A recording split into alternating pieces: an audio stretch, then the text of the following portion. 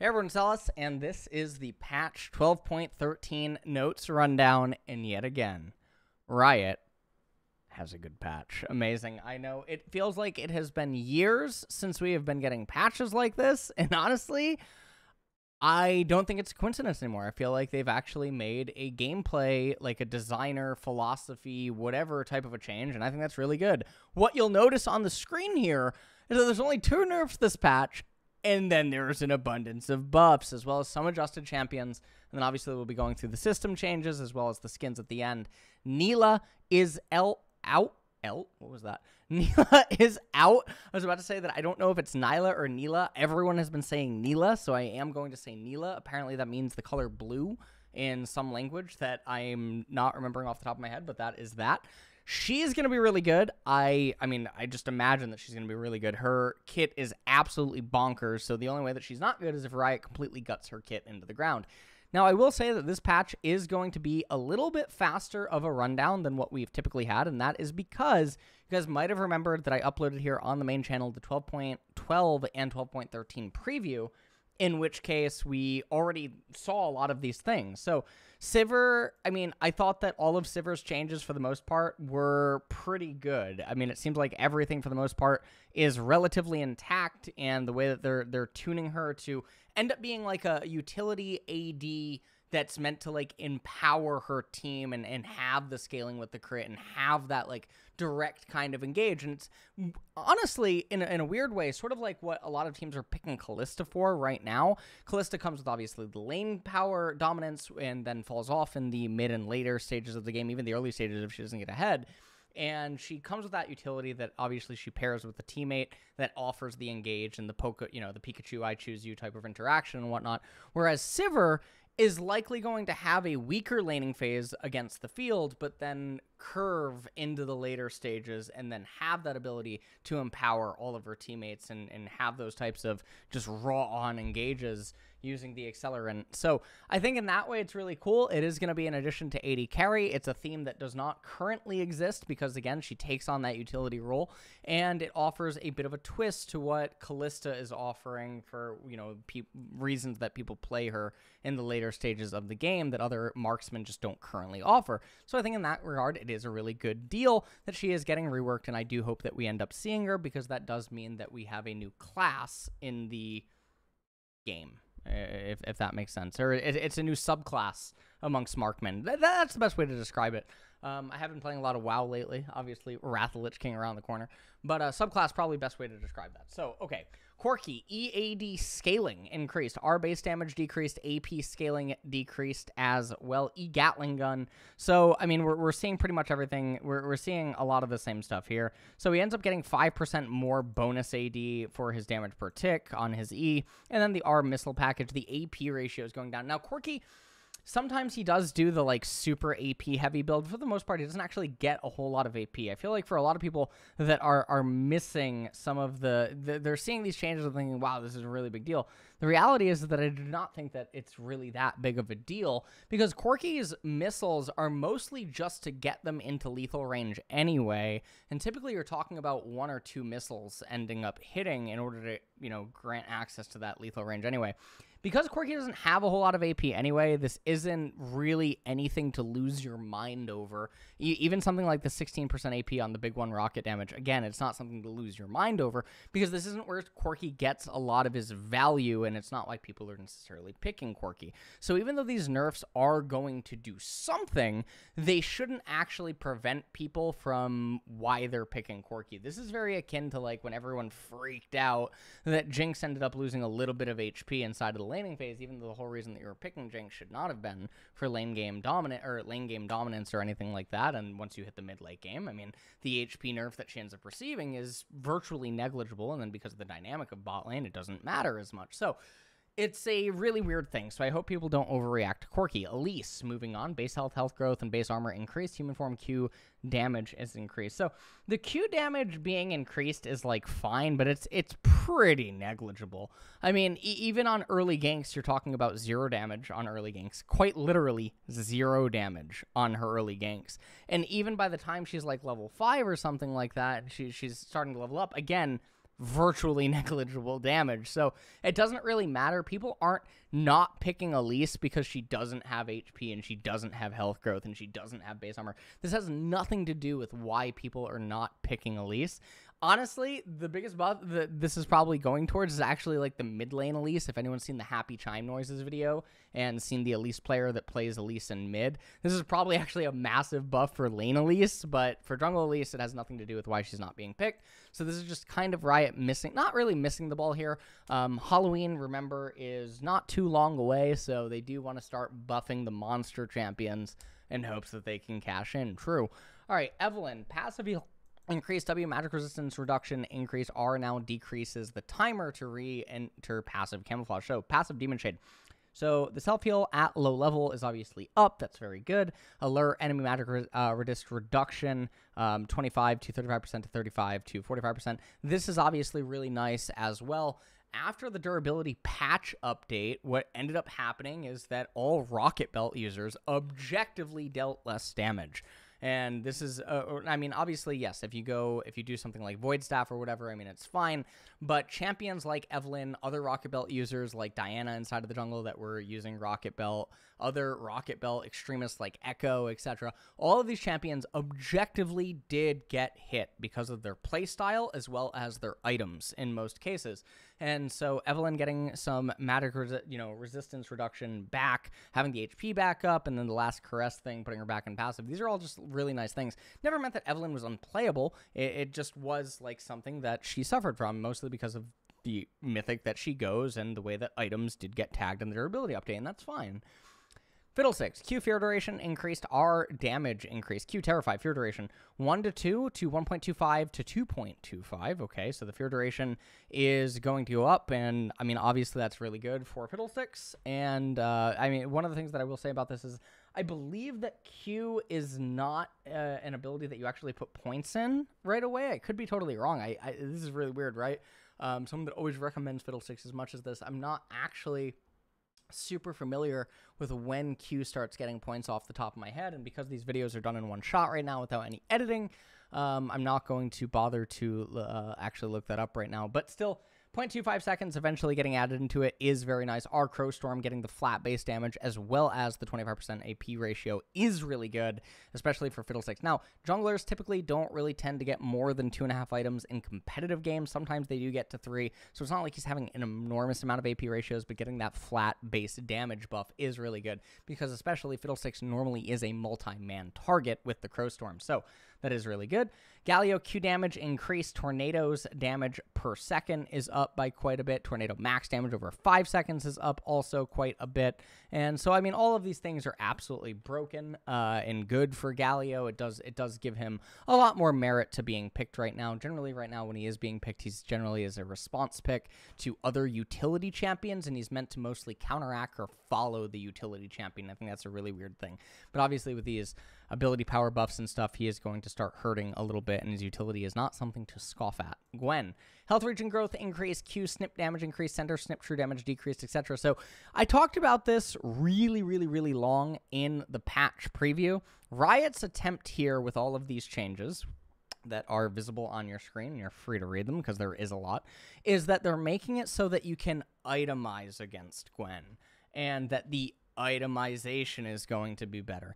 The problem with that argument is that a lot of the champions that would actually itemize magic resist items against Gwen that aren't, champions that build like Hex Drinker or something like that, if they're tanks, it doesn't really matter. Gwen's going to beat them anyway. Even if they are itemizing Hex Drinker, typically they're itemizing Hex Drinker because there's another magic damage champion on the team. But even if they are itemizing Hex Drinker, it doesn't necessarily inherently mean that they beat Gwen, because there are only going to be a few champions that are able to actually go into the Hex Drinker without compromising their build entirely or stunting it so significantly that it significantly impairs them, in which case Gwen is still able to produce a net positive for her overall team. Riot's goal with these changes is to make Gwen deal more magic damage and less true damage, and also they're giving Gwen more of a utility back, which should function inside of jungle, and they're giving her more of her sticking power back, and they're also making her more tanky, which is just really weird all around. So now tanks are going to have a harder time dealing with Gwen, even though they build MR because Gwen beats them anyway in extended trades. It doesn't matter that she's missing a little bit of true damage. Her sustain, because of the way that she itemizes, and now the fact that she's going to be more tanky, and the fact that she's able to weave in more autos because of the change to skip and slash and everything, it's all going to add back up, and everything's going to be fine in that department.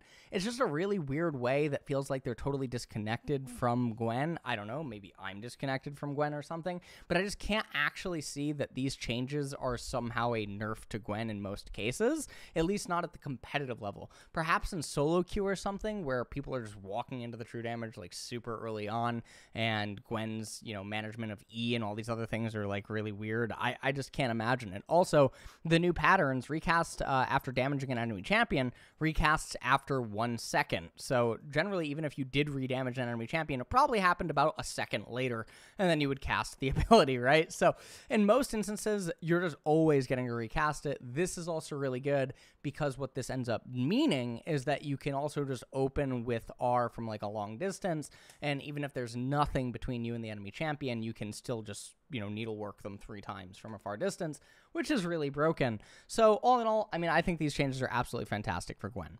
Karthus, base armor and health growth increased. These changes are the best for bot lane Karthus because bot lane Karthus is the champion that faces the most hits to his armor. Obviously, inside of the jungle, he's going to have a little bit more HP now as he's kiting the camps, but it's virtually negligible inside of the jungle. Jungle Karthus wasn't really having any problems. In weird instances where I guess he's in mid lane against a physical damage champion, it's going to be okay. He's going to gain a negligible, not negligible, but some amount of HP against mages that are auto-attacking him inside of mid lane or something, and I guess top lane as well. But it should be noted that all of these changes that he just got, the base health, base armor and health growth, are mostly all just massive, massive buffs for versions of lane Karthus, and that's the way that it should be treated. So, moving on, Cled, Q 80 scaling increased, W cooldown decreased at all ranks. Q bear trap on a rope mounted.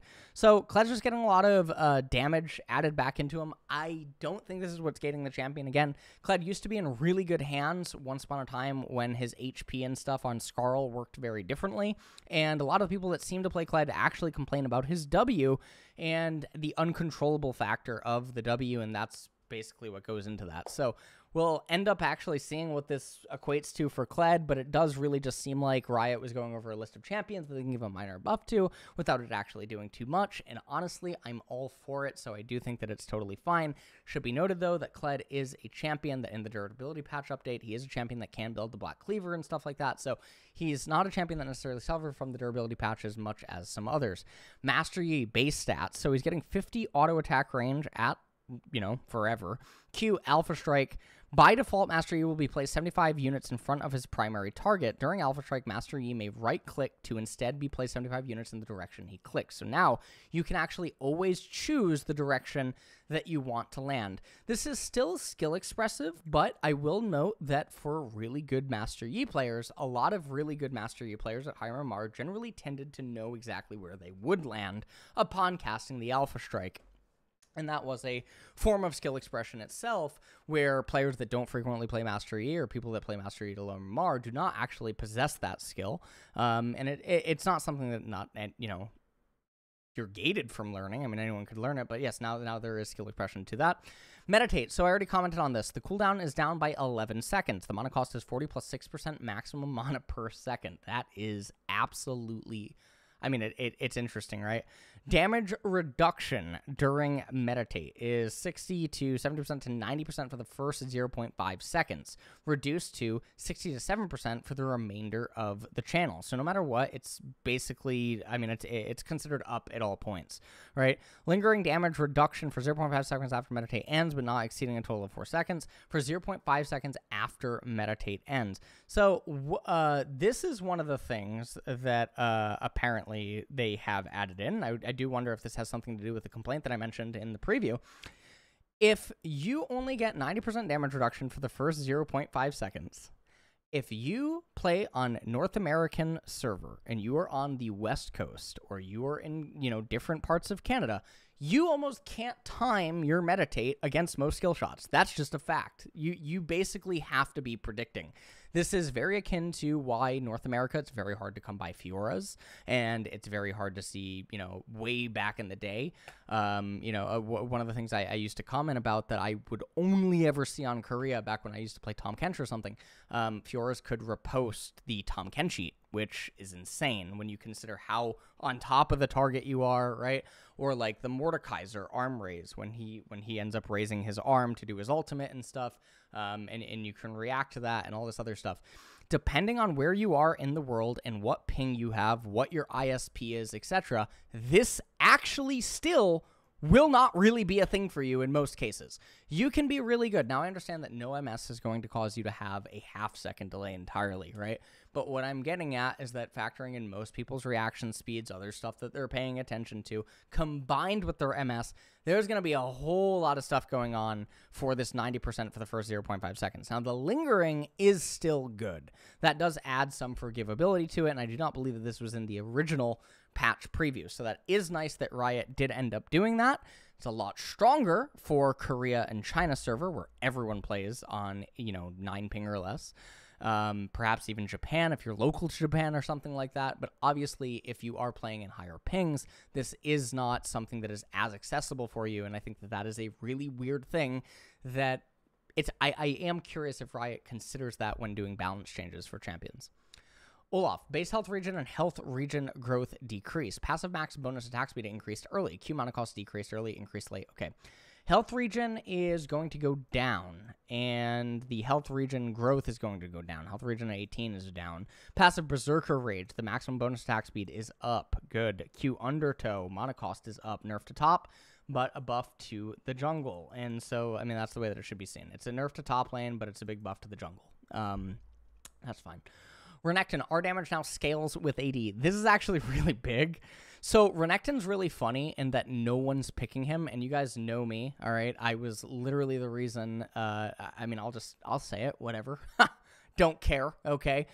I crucified this champion, true. And this champion is relatively, it is. It's just infamous right now in the West. Not in the East. I mean, they don't complain about Renekton. Their health, they probably even praise it. They probably have shrines. But for the most part, Renekton is really infamous nowadays.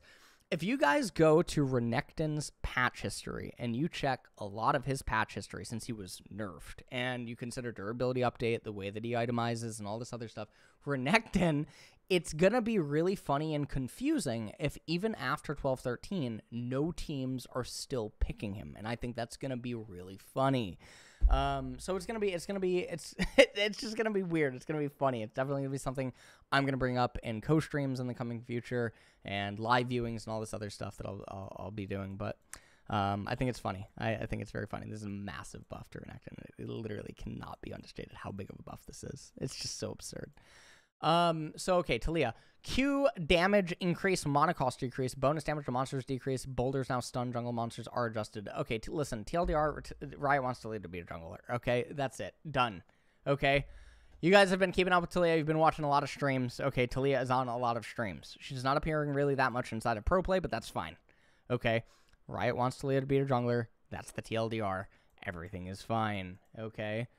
Vex, Q cooldown decreased at all ranks, AP ratio increased. So the cooldown being down, the magic damage, ability power ratio going up does not still make up for the fact that Vex sucked even before the durability update. People just didn't itemize or pick champions that would really showcase how bad she sucks. Now, why does Vex suck? Well, because she has to itemize a certain way in order to get in and get out in most cases. And the utility that comes inside of her kit is not actually sizable enough to warrant just picking her outside of her ability to do the aforementioned get in, get out. 10% increase to her ability power doesn't matter because of the way that Vex itemizes. Even at 2 items, she's eventually going to have to go into weird itemization. She will not actually have a lot of ability power, which just means that she cannot do the aforementioned get in, get out, especially after the durability update. 10% is not a sizable enough increase on her ability power. One of the things that I will mention that it does do is it does something for her wave clear, I guess. But for the most part, it doesn't change that Vex has problems. Volibear is the most comical thing in the world. This champion has literally just been, like, forced into extinction. Okay, Riot's going to have to do another Volibear event to bring this thing back from the grave. This champion has just been nerfed endlessly for reasons unknown. Honestly, Riot hates bears. There, I said it. Okay, they hate bears, all right? They're not into bears. Riot's into twinks. Make of that what you will. It's fine. Only a small percent of the viewers probably even understand what I'm talking about there, but that's fine. Q Thundering Smash. The movement speed is going to be down. The damage is down. W Frenzied Maul damage down all around as well. I mean, it's just ridiculous. Everything about these changes are just so ridiculous. This is actually, it's like, this is like, if like you took a random generic like block of clay and you put it on an operating table and you randomly assigned it like MMO tank, right? And it had that, you know, AI like just injected into it. And then before it got off the operating table, right, you like strapped it down one more time and you gave it a lobotomy. It walks off of that table like Volibear. True. So that's basically Volibear. It's a post lobotomy tank in its current form. It's a utility tank that has brain damage. I mean, that's the only way to describe it. This champion's a joke. This champion is really bad in top lane in most cases. The only way that it like works is when the opponents are clueless, and when you go totally AP or something like that, and you just unironically you go totally AP, or you go like the pure split push thing, and that's all that you do. That is oddly his most viable thing, unironically, because when you go full tank, he's useless. When you try to go like full damage and you don't try to split, he's also useless, because why are you playing him at that point, right? In most cases. So unironically, Boss found probably the best way to play him. So, I mean, that really is. And when you play him inside of the jungle, you're mostly operating under the sad reality that most people can't lane. And most people forgot, I guess, how to play against Volibear, and it's really bizarre. No one plays Udyr, no one plays like these other champions that also power farm and just turbo outscale him and aren't totally useless at 1 and 2 and 3 items the way that he is. So it's just very strange. Divine Sunder went over this in the patch preview. The TLDR is that bruisers will be really good against squishies earlier on, but then eventually later on, this will end up being a little bit worse. But yes, tanks will have more time dealing with Divine Sunderer users, not because they're taking more damage, but because the Divine Sunderer users are not taking more damage, pretty much. Demonic Embrace. As Kana Gaze now stacks when applied by multiple users. However, one user cannot refresh another user's application of the passive. These are huge buffs. Huge to Demonic and Leandries. It cannot be understated how large and in charge this actually is. Mostly this comes into play with like Karthus on your team when you have an AP champion that might also want to build Leandries or a Demonic Embrace or something like that. Typically champions that don't induce magic resistance purchasing by the enemy team are going to be champions where this like comes into play. It is very small, but like another champion would be like Morgana, right? Who likes to build both of these items. But obviously, when they're mid-builds it as well, feels a little bit bad. Swain is another champion that is going to find himself in spots like this. So now for the mythic lethality items. So basically, the TLDR is that you get 5 movement speed for each legendary item that you end up getting. So you can get 10 movement speed. You can get magical boots now when you have 2. When we have 2 legendaries. Now, this is actually broken for Graves. I'm just going to point this out. This is really weird because for lethality Graves, once upon a time, if you guys remember the initial iteration of lethality Graves, okay, I'm talking about the very first ones that me and Nemesis and others ended up playing in the scrims versus various like LCK Academy teams and stuff, and even on the streams beforehand, the first iteration of that lethality Graves was bootless, and it relied on Yumu's, and it relied on Relentless Hunter, and then activating Yumu's in fights in order to get movement speed. And by doing that, it ended up saving 1100 or 1200 gold, and it would just power that into a Dirk for abnormal power spikes. Now Graves just gets boots for free, which means with Yumu's and everything else that's happened, he can just go back to bootless Graves, and he can go full lethality, which is its own playstyle in itself that you have to adjust to, but it's really strong. So The fact that now, like, also late game, when he ends up having all of his legendaries, he actually gets tier 1 boots is also really weird. So he gets the tier 1 boots and everything, and it's very strange.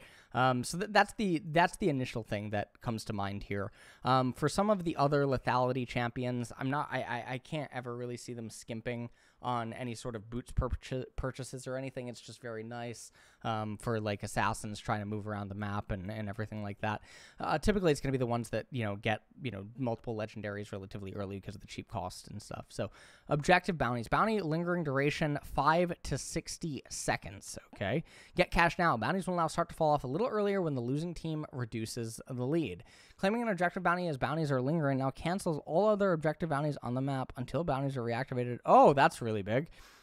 This is really big for if you guys have been watching like LCK or you've been watching any of the major regions. When one team is winning and there's bounties up and they have like their tier 1 up, tier 1 bottom up or something, and they lose the Drake fight and they lose the Drake bounty, they lose the tier 1 bounty, they lose the bot bounty, and then they like lose the Baron. Like, it is just, it's enormous. It's not even funny how bad that one fight loss is for the losing team. And so I think this is fine. I think this is acceptable. Champions with gold accumulating passives such as Draven or Gangplank and runes like Treasure Hunter no longer count towards your team's total gold when calculating bounties based. That's obviously a nice buff for Gangplank. The way dragons and towers are weighted when calculated bounties have been updated to be more in line with player expectations. Interesting. Show us that Cloud Drake's shit. Show us. Show us it, Riot, because you know it's true. All right. Vision. Currently, if you dash or blink into a jungle, all jungle monsters and wards will now be visible instantly, even dashing or blinking. Okay, game modes. Players can now choose from 4 ultimates instead of 3. That's really cool. And then Shadow Isles Clash. So, for Clash, I always talk about Clash when I talk about Patron and stuff like that. So, this patch will have some changes. Off the top of my head, I can see, like, probably 2 or 3 changes that I can think of immediately, also considering like how some stuff panned out in 12-12. So all of those changes will be live before the weekend for the Shadow Isles Clash, and that is pretty much it. For competitive, let's recap. So Volibear probably won't be seen ever again. Vex is garbage. Talia might be seen inside the jungle. Olaf is already rarely seen. Master Yi will not be seen. Cled will not be seen. Karthus will not be seen. And let's see, Gwen is probably, Gwen should be seen more in top, but mostly in jungle if people remember to play her with enchanters and solo lanes. Then that's obviously going to be a really good thing. Fiddlesticks, I hate to say it, but he's probably still not going to be seen. Evelyn's not going to be seen. Elise is not going to be seen. Corki should still be seen, but people might overreact. Sivir should be seen. So I think optimistically, if you're being really, really cheerful about this, I think that this patch only has like 2 really good guaranteed changes, which are going to be Nyla, right? Nyla. Now, see, I forgot what I said at the beginning of the video. I'm so sorry. And then obviously Sivir. And then we're going to move into the skins, which is the most important part. True. So apparently this is Star Nemesis Fiddlesticks, and I don't know, man. It looks like Elderwood Ivern dressed up as like a clown for Halloween or something like that, and it just looks like he's doing a really bad job. I'm sorry, but it's the truth. Also, why is he randomly on a chessboard? Does anyone else realize this is a chessboard or what? Am I the only one? I'm not sure. We move on, and honestly, it does seem like she is straight out of Final Fantasy. I mean, that's the only thing I can say. Apparently, this is Star Guardian Nyla or Nyla. Again, I keep pronouncing it wrong. Feel free to let me know in the comments which it actually is so that I remember stronger than I do right now. As, yeah, I mean, the skin seems fine.